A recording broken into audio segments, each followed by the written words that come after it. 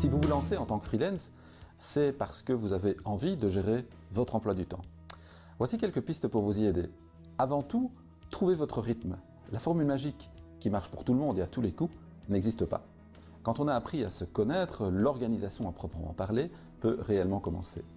Ensuite, faites des to-do list, notamment pour vous vider la tête. Et retenez ceci, tout ce qui prend moins de 5 secondes, faites-le tout de suite. N'utilisez qu'un seul support à l'intérieur duquel vous noterez tout. Alors ce support peut être digital ou papier. Chaque lundi matin, par exemple, notez ce que vous devez faire la semaine. Il y aura peut-être de nouvelles tâches qui s'ajouteront et c'est tout à fait normal. Ensuite, précisez les choses, ce qui doit être absolument fait le lundi, puis les jours suivants. Le mieux, c'est, après sa journée de travail, de prendre 5 minutes, pas plus, pour évaluer ce qui a été fait ou pas, et surtout, planifier ce que vous ferez le lendemain.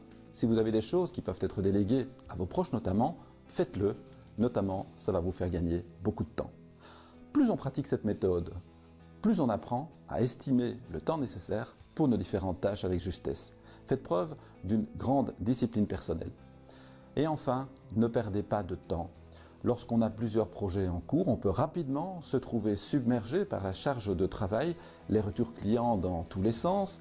C'est alors qu'au final, on se rend compte que l'on a plus perdu de temps à jongler entre le projet ou les différents projets qu'à réellement travailler sur ces 10 projets. Pour contrer cela, une seule attitude à adopter, prévenez les clients que vous ne serez sans doute pas toujours à leur disposition toute la journée, ni tous les jours. Vous pouvez aussi dévier vos appels vers une secrétaire indépendante ou un call center. Travaillez sur vos projets par ordre d'urgence et d'importance, c'est capital. Éteignez aussi les notifications que vous recevez régulièrement. Quittez Skype, mettez votre téléphone en silencieux lorsque vous êtes en pleine phase de travail. C'est la seule solution pour ne pas se retrouver la tête sous l'eau.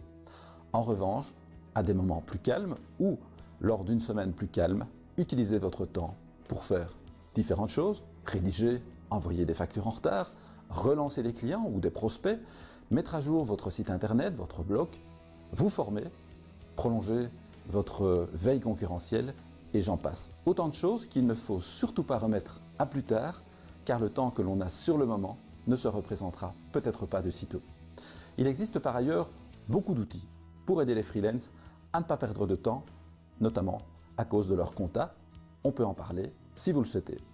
Ces outils peuvent effectivement prouver leur utilité quand on est lancé.